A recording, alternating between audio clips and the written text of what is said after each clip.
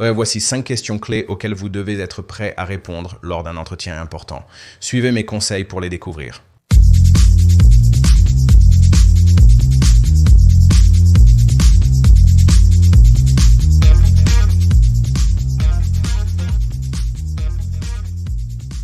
Bonjour, Brian de Une Vie après un licenciement à l'appareil. Voici quelques conseils pour réussir votre prochain entretien d'embauche. Si vous avez un entretien important à venir, mettez cette vidéo en favori.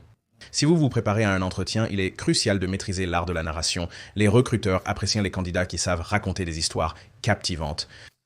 En entretien, vous êtes en réalité un conteur d'histoires. Et plus vous êtes un bon conteur, plus vous avez de chances d'impressionner le recruteur, d'aller jusqu'au bout et au final, d'obtenir cette offre.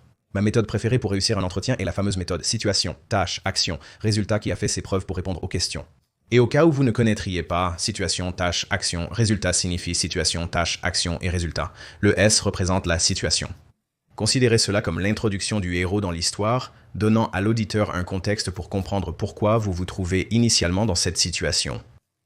Ensuite, nous arrivons au T qui représente la tâche, c'est-à-dire ce que le héros va accomplir. Le A signifie action, et c'est l'action que le héros entreprend pour accomplir la mission. Le R signifie résultat, c'est-à-dire le dénouement heureux. Donc lorsque vous préparez vos réponses pour l'entretien, gardez la méthode situation, tâche, action, résultat à l'esprit. Elle a fait ses preuves et fonctionne.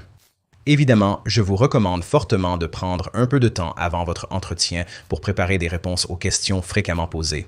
Nous aborderons ici plusieurs des principales questions, sans être exhaustifs. Pour plus de contexte sur la stratégie d'entretien, consultez la playlist via le lien fourni avant votre entretien. La question préférée de tous, posée dans presque tous les entretiens auxquels j'ai participé, est « Parlez-moi de vous ». Et en gros, ce que l'intervieweur veut, c'est que vous donniez du contexte sur la raison pour laquelle vous êtes assis dans cette pièce au départ. Maintenant, ils ont votre curriculum vitae devant eux, donc ils connaissent quel est votre niveau de compétence pour le poste, sinon vous ne seriez pas là. C'est donc à vous maintenant d'ajouter un peu plus de nuances ou de commentaires personnels à votre parcours et de profiter de cette occasion pour expliquer pourquoi vous êtes le meilleur candidat possible pour ce poste. Donc, ce que je ne ferai pas, c'est parler de tout ce que j'ai fait dans ma vie. Je n'évoquerai pas des passe-temps qui n'ont aucun rapport. Je ne parlerai pas du nombre de frères et sœurs que j'ai, du voyage que j'ai fait en Europe, ni de toutes ces autres choses qui ne sont pas liées à la tâche à accomplir. Maintenant, vous pouvez utiliser votre parcours pour donner un peu de contexte sur la façon dont vous en êtes arrivé là où vous êtes aujourd'hui, et c'est probablement ce à quoi on peut s'attendre. Mais ayez un objectif en tête lorsque vous le faites. Évitez de vous étendre sur des choses sans intérêt pour l'intervieweur. Tout ce que je partage lors de mon entretien est très réfléchi dans le but final de leur montrer que je suis la meilleure personne possible pour ce poste. Alors, laissez-moi vous donner un exemple de la façon dont vous pourriez aborder cette question. Gardez à l'esprit que ceci n'est qu'un exemple, je ne vous conseille pas de lire un texte préparé, mais je veux que vous entendiez la structure de ce que je dis. Surtout, ne copiez pas ce que je dis pour votre propre entretien. Soyez vous-même lors de l'entretien pour un poste d'ingénieur. Mettez en avant vos 5 années d'expérience et votre unicité pour vous démarquer. Donc, dans ce cas, je pourrais dire « J'ai toujours été intéressé par la façon dont les choses fonctionnent. Depuis mon enfance, j'ai aidé mon père à reconstruire une Chevelle de 1969, ce qui a éveillé mon intérêt pour l'ingénierie mécanique. J'ai étudié cela à l'école et en début de carrière, je me suis naturellement tourné vers la fabrication lourde et la résolution de problèmes complexes. Je suis enthousiasmé par les gros défis, comme quand j'ai dû relancer une ligne de production arrêtée grâce à un projet d'amélioration du capital de 300 000 $. J'ai dirigé cette installation et je serais heureux de partager plus de détails sur la façon dont j'ai mené ce projet à bien en respectant le budget et avec 2 semaines d'avance sur le calendrier. Ensuite, nous avons une autre question très populaire. C'est « Pourquoi voulez-vous travailler ici ?» Une variante pourrait être « Pourquoi devrions-nous vous embaucher ?» C'est une question légitime du point de vue d'un recruteur. Qu'est-ce qui vous intéresse dans le poste pour lequel vous postulez? Et j'espère que vous n'êtes pas simplement quelqu'un qui a postulé partout au hasard sans même savoir de quoi il s'agissait avant de recevoir l'appel pour ce premier entretien. Vous avez une raison légitime pour votre intérêt envers l'entreprise ou le poste. Dans ce cas, je vous recommande l'honnêteté. J'espère que ce poste s'intègre parfaitement à votre parcours professionnel, car il sera plus facile de convaincre de votre motivation si elle est sincère. Et surtout, je m'assurerai que cela soit lié au poste pour lequel vous postulez, et j'essaierai de mettre en avant quelque chose d'unique à propos de l'entreprise qui vous différencie des autres candidats. En somme, les recruteurs n'apprécient pas de sentir que vous postulez seulement pour le salaire. Ils désirent voir quelqu'un qui montre un réel enthousiasme pour le travail à accomplir. Donc encore une fois, prenons un exemple et disons que nous passons un entretien pour un poste chez YouTube. YouTube est un innovateur reconnu dans les réseaux sociaux et je suis un utilisateur assidu de la plateforme. De plus, je suis la page d'entreprise de YouTube et il semble que vos équipes soient très engagées, passionnées et qu'elles s'épanouissent dans leur travail. Dans mon dernier emploi, j'ai pu influencer plusieurs grands projets d'applications mobiles, mais à une moindre échelle. L'étape logique suivante pour moi est donc d'appliquer ces mêmes compétences à une échelle plus large au niveau de l'entreprise. Ce poste chez YouTube représente pour moi un défi exceptionnel pour y parvenir, c'est pourquoi cette opportunité m'intéresse autant. Une autre question classique. Quelle est votre plus grande faiblesse? Personne n'aime admettre ses faiblesses lors d'un entretien. Et bien souvent, on se retrouve acculé. Cette question peut être délicate car on ne veut pas donner une réponse générique qui semble trop préparée. Il est important de rester authentique ici. Les recruteurs verront clair dans votre jeu si vous essayez de faire semblant. Évitez de dire « je suis trop attentif aux détails » ou « je me soucie trop des autres » car ces réponses sont surexploitées. Et je pense que les gens se prennent un peu trop la tête avec ça. Lorsque j'aborde la question de ma plus grande faiblesse, je cherche un élément qui ne me donnera pas une image trop négative pour le poste.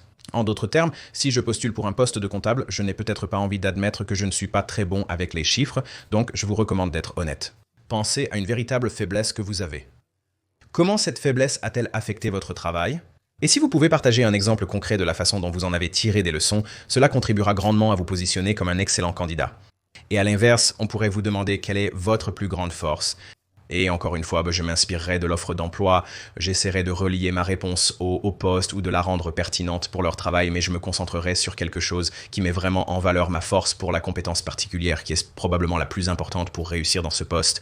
Soyez honnête, donnez un excellent exemple en utilisant le format situation, tâche, action, résultat, et je suis sûr que tout ira bien pour vous. Lors d'un entretien, une question pertinente est de demander quelle est votre plus grande réussite professionnelle. C'est quelque chose que vous devriez pouvoir exprimer clairement. Sans surprise, les entreprises aiment embaucher des personnes très performantes, surtout celles qui excellent dans le poste pour lequel elles recrutent. Mettez-vous à la place du recruteur et pensez à votre plus grande réussite en lien avec le poste. Donnez un exemple structuré avec la méthode situation, tâche, action, résultat, situation, tâche, action, résultat. Et pour les besoins de cette vidéo, je vais vous donner un exemple moi-même. Supposons que vous êtes chef de produit et que vous passez un entretien dans une entreprise de logiciels en tant que service. Ma plus grande réussite professionnelle a été d'être un contributeur clé lors du lancement d'un produit majeur dans mon ancienne entreprise. En tant que chef de produit, j'ai été responsable du lancement d'une plateforme logicielle majeure sur le marché. Et en particulier, j'étais responsable de m'assurer que les équipes produits étaient alignées. J'ai coordonné des délais serrés de livrables entre 6 équipes de développement internationales.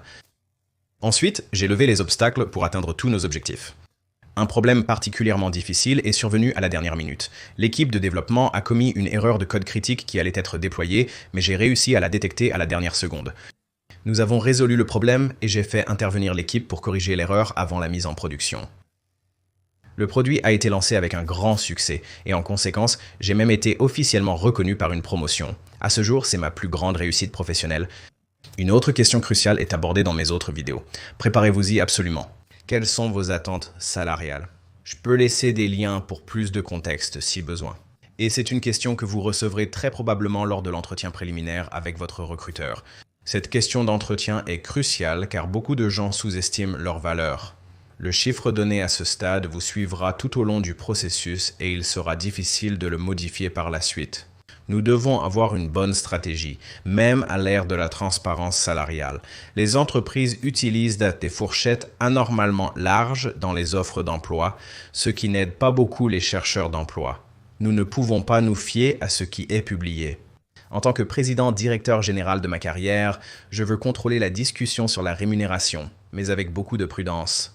Bien sûr, cela suppose que vous avez fait de bonnes recherches sur les salaires avant de franchir la porte, petit conseil, mais vous devez savoir quel est le salaire minimum acceptable que vous aimeriez voir pour vous sentir à l'aise avec ce poste en arrivant. Quand l'intervieweur vous demande vos exigences salariales, vous pouvez lui retourner la question et demander s'il peut partager cette information. S'il est prêt à partager et que cela correspond à votre fourchette, vous avez alors une base de travail. Si on vous retourne la question en disant quelque chose comme « je vous ai demandé en premier », soyez plus stratégique dans votre réponse. Et ce que je vous recommanderais de dire, c'est « les autres opportunités que j'envisage proposent une rémunération comprise entre » puis indiquez le montant dont vous avez besoin pour vous sentir satisfait sans avoir à chercher ailleurs immédiatement et ajouter 20% à ce chiffre. Disons donc hypothétiquement que ce chiffre est de 100 000. Les autres entreprises que j'envisage proposent une rémunération comprise entre 100 000 et 120 000. Est-ce que cela vous semble cohérent? Observez ensuite leurs réactions. De nombreuses variables et nuances entourent maintenant cette question.